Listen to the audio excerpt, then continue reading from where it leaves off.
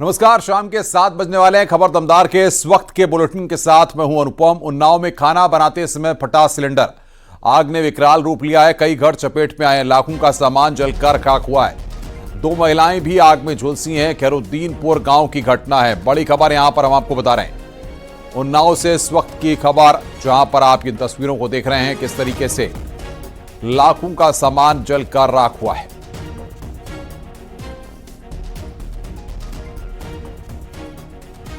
तो उन्नाव की तस्वीरें इस वक्त, खाना बनाते समय सिलेंडर फटा है।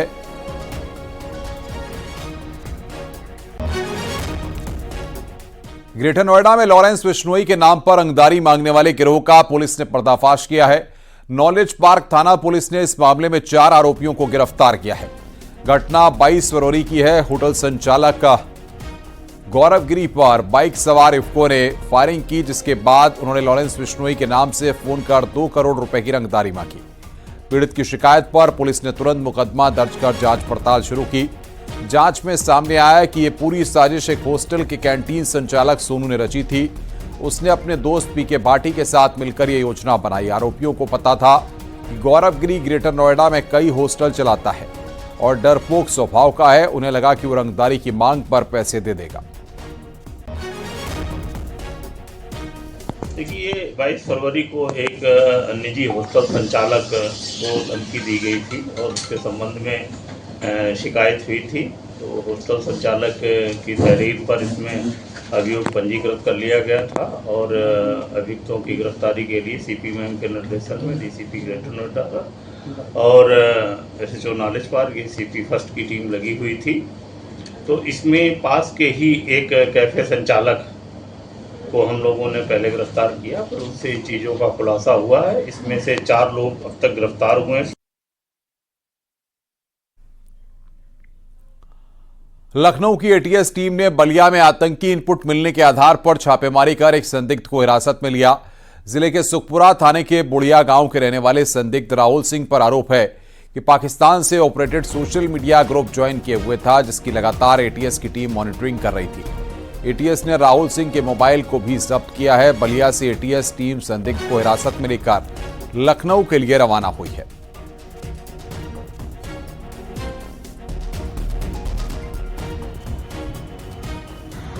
उत्तर प्रदेश के आजमगढ़ जिले में देर रात एटीएस के छापेमारी से हड़कंप मच गया। बताया जा रहा कि सबसे पहले टीम आजमगढ़ में दबकी और घंटों चले सर्च ऑपरेशन के बाद यहां से बलिया रवाना हो जाती है। बलिया के सुखपुरा थाना क्षेत्र में चले सर्च ऑपरेशन में टीम ने 3 संदिग्धों को हिरासत में ले लिया है। उनके पास जो टेक्नोलॉजी बरामद हुए हैं, लैपटॉप बरामद हुए, फोन बरामद हुए, उसमें पड़े ईमेल आईडी का। बस्ती रेलवे की जीआरपी टीम ने चेकिंग के दौरान 1 करोड़ 25 लाख कीमत के सोने के आभूषण ट्रेन से बरामद किए हैं। तस्कर अवैध रूप से सोने के आभूषणों की तस्करी कर लखनऊ से गोरखपुर ले जा रहा था। मुखबिर की सूचना पर जीआरपी की टीम ने ट्रेन के तार जुड़े हुए, जिसके बाद एसी कोच से तस्कर को गिरफ्तार किया है।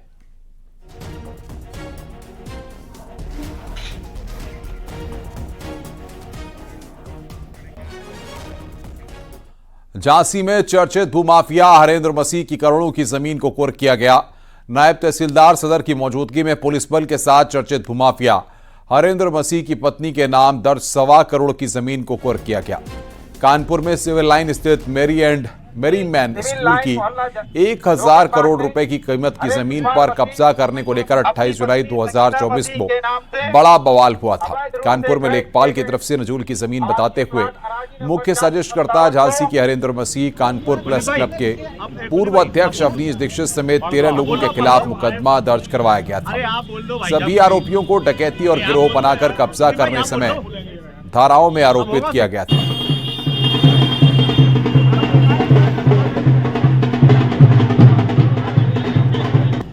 गिरते बन गए।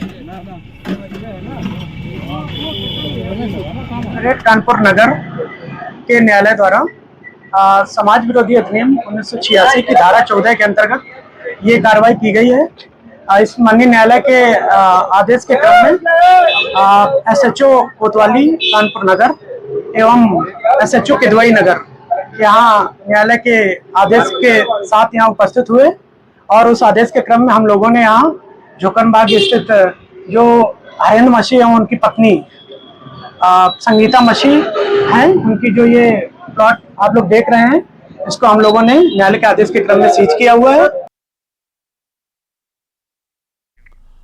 खबर वाराणसी से है, जहां पर लाउड स्पीकर हटाओ अभियान जारी है। अभियान के दूसरे दिन तक 18 जगहों से लाउड स्पीकर हटाए जा चुके हैं। वहीं कई लाउड स्पीकर की आवाज कम कराई गई है। यूपी बोर्ड परीक्षाओं को देखते हुए वाराणसी में एक हफ्ते के लिए लाउड स्पीकर हटाने और ध्वनि प्रदूषण को रोकने के लिए विशेष अभियान चलाया जा रहा है। वहीं पुलिस ने शिकायत दर्ज करने के लिए नंबर भी जारी कर दिया है। शिकायत करने वाले का नाम गोपनीय रखा जाएगा।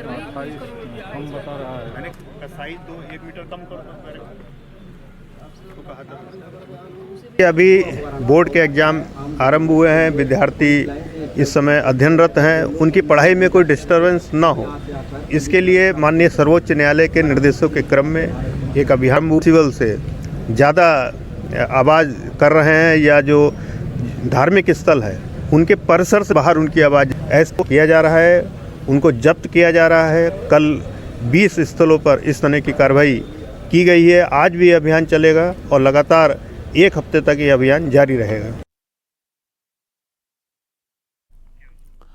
बहराइच में भेड़िए के बाद आवारा कुत्तों ने भी लोगों की परेशानी बढ़ा दी है। अलग अलग इलाकों में आवारा कुत्ते बच्चों पर हमला कर रहे हैं। जिला प्रशासन की ओर घटना वाली जगह पर कुत्तों को पकड़ने के लिए जाल लगाया जा रहा है। साथ ही लाउड स्पीकर से अनाउंसमेंट कर लोगों से कुत्तों से बचाव के सुझाव दिए जा रहे हैं। बता दें कि बीते 10 दिनों में आवारा कुत्तों के हमले में 2 बच्चों की जान जा चुकी है और 15 से ज्यादा लोग घायल हो गए।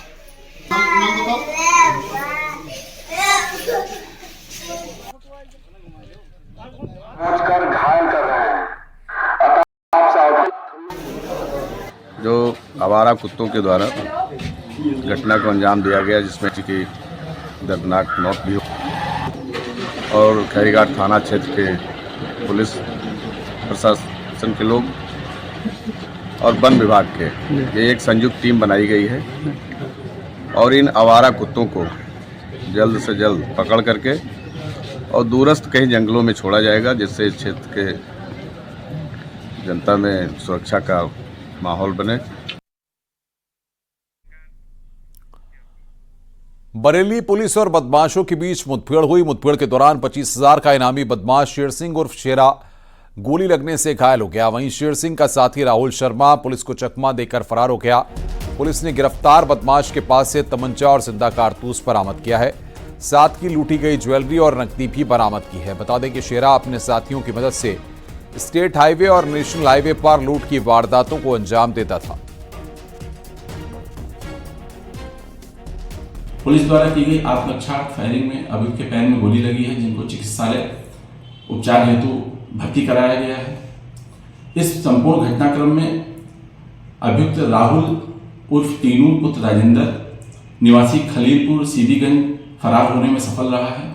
इस घटनाक्रम के संदर्भ में सुसंगत धाराओं में अभियोग दर्ज किया जा रहा है तथा गिरफ्तारशुदा अभियुक्त को माननीय न्यायालय की अभिरक्षा में भेजा जाएगा तथा जो शेष अभियुक्त है उसकी भी शीघ्र गिरफ्तारी कर उसको भी माननीय न्यायालय की अभिरक्षा में भेजा जाएगा। संभल मामले को लेकर मुख्यमंत्री योगी आदित्यनाथ ने बड़ा बयान दिया है। विधानसभा में बोलते हुए सीएम योगी ने संभल को लेकर कहा कि जो हमारा है हमें मिल जाना चाहिए, इससे इतर कुछ नहीं।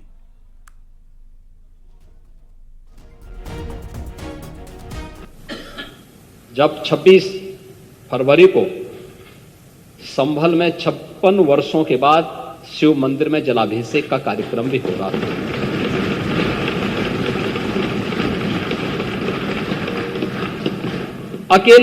अकेले संभल में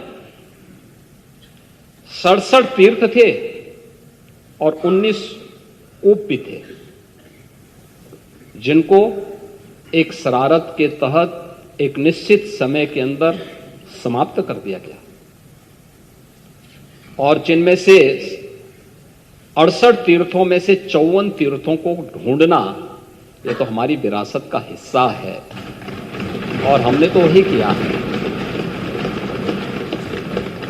हमने तो वही कहा है कि जो हमारा है वो हमें मिल जाना चाहिए। हम उससे तर कहीं नहीं जा रहे हैं, उससे तर कहीं नहीं। और 19 जो कूप हैं उन्हें भी मुक्त कराया गया है। सच कड़वा होता है और उस कड़वे सच को स्वीकार करने की सामर्थ्य भी होनी चाहिए। वहीं अंसल ग्रुप पर कार्रवाई को लेकर भी सीएम योगी विधानसभा में बोले और विपक्ष पर निशाना साधा। सीएम ने कहा कि होम बायर से खिलवाड़ नहीं होने देंगे, पाताल से भी निकाल कर सजा देंगे। असल तो आप ही के समय में उसकी सारी इलीगल मांगों को पूरा करके निवेशकों के साथ और होम बायर्स के साथ धोखा हुआ है। ये सब समाजवादी पार्टी के समय में सारे काम हमारे सामने हमने कभी उसको ध्यान को नहीं किया। आपने उसके लिमिट को बढ़ाया था, हमने उसको घटाया था और शिकंजा कस करके आज उसको इस स्थिति में पहुंचा देंगे कि अगर एक भी होम बायर के साथ धोखा किया तो सारी प्रॉपर्टी को भी जब्त कर लेंगे। किसी होम बायर के साथ खिलवाड़ नहीं होने देंगे। लेकिन मैं इस बात के लिए भी आश्वस्त करूंगा कि अगर किसी को गलतफहमी होगी कि किसी गरीब का पैसा या किसी नागरिक का पैसा लेकर के वह कहीं भाग जाएगा तो पाताल से भी उसको निकाल करके लेके आएंगे और सजा दिला देंगे। मुख्यमंत्री योगी आदित्यनाथ ने विधानसभा में प्रयागराज में आयोजित हुए महाकुंभ को लेकर अपनी सरकार की उपलब्धियां गिनाई। उन्होंने कहा कि महाकुंभ में करोड़ों लोग आए और छेड़खानी, लूट, हत्या जैसी कोई अप्रिय घटना नहीं हुई। 68 करोड़ 30 लाख से अधिक श्रद्धालु और पूज्य संत देश और दुनिया से प्रयागराज आए।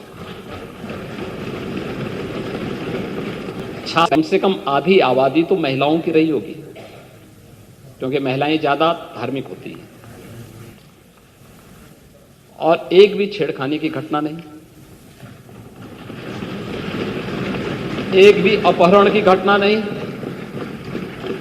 एक भी लूट की घटना नहीं, एक भी हत्या की घटना नहीं, एक भी कोई ऐसा उदाहरण नहीं जो उत्तर प्रदेश को या भारत को या सनातन धर्मावलंबियों को कटघरे में खड़ा करता हो। 66 करोड़ लोग आ जाएं और सुरक्षित वापस अपने घरों को चले जाएं और खुशी खुशी होकर के जाएं। बहुत सारे लोग आना चाहते थे, नहीं आ पाए। बहुत सारे लोगों को आने के लिए साधन नहीं मिल पा रहे थे, क्योंकि जो अनुमान था उससे कई ज्यादा श्रद्धालु वहां पहुंच रहे थे। और उन स्थितियों में जो लोग नहीं आ पाए उनके मन में एक कसक थी कि कुछ छूट गया, कुछ चूक हुई है। लेकिन जो आया, जिसने भी डुबकी लगाई। औरंगजेब के नाम पर देश की सियासत फिर गर्मा गई है और इस बार वजह बने हैं महाराष्ट्र में समाजवादी पार्टी के नेता अबू आजमी, जिन्होंने मुगल शासक औरंगजेब की शान में कशीदे पढ़े हैं। अबू आजमी के बयान को लेकर बीजेपी ने समाजवादी पार्टी पर चौतरफा हमला बोला है।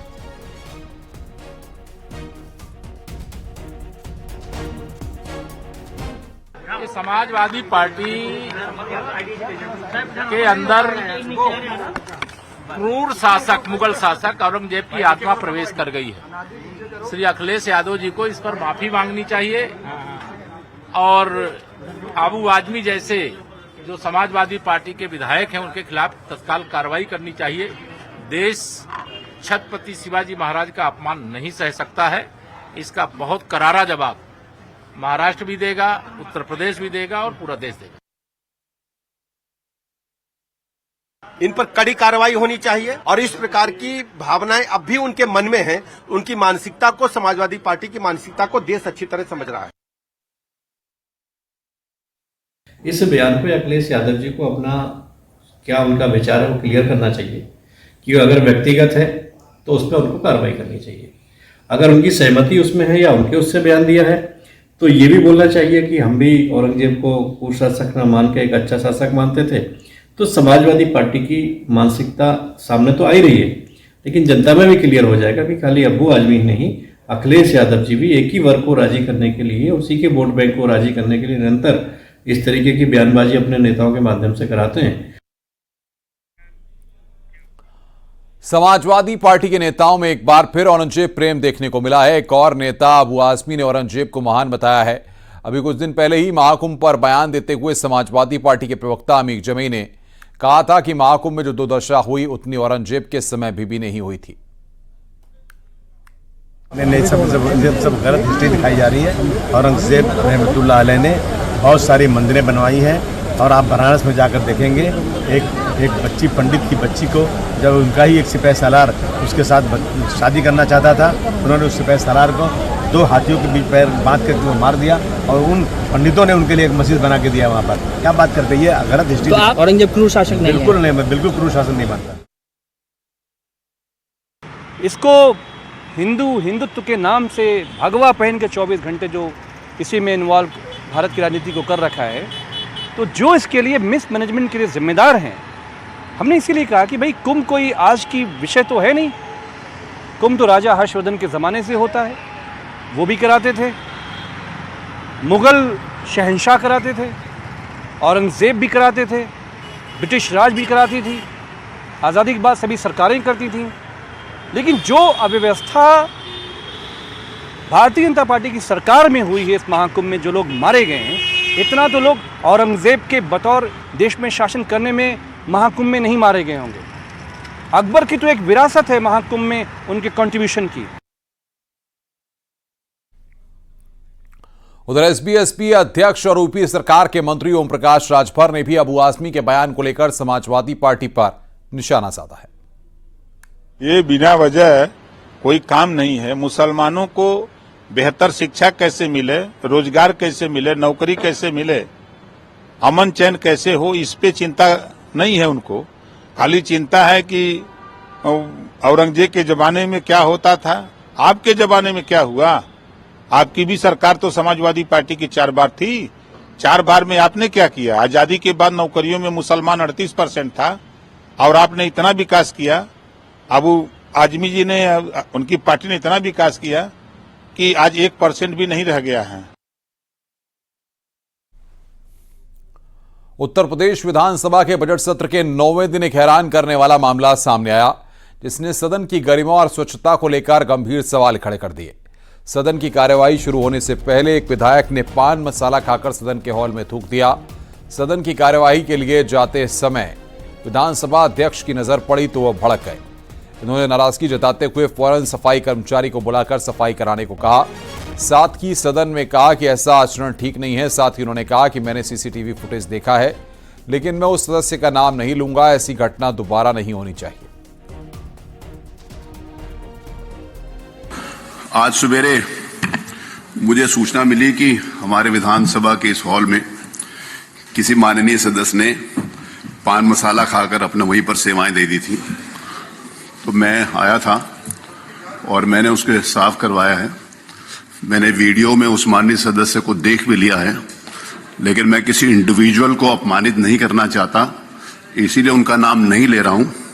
आगे से मेरी सभी सदस्यों से यह निवेदन है कि अगर किसी भी अपने साथी को ये करता हुआ देखें तो वो लोग वहीं रोक दें।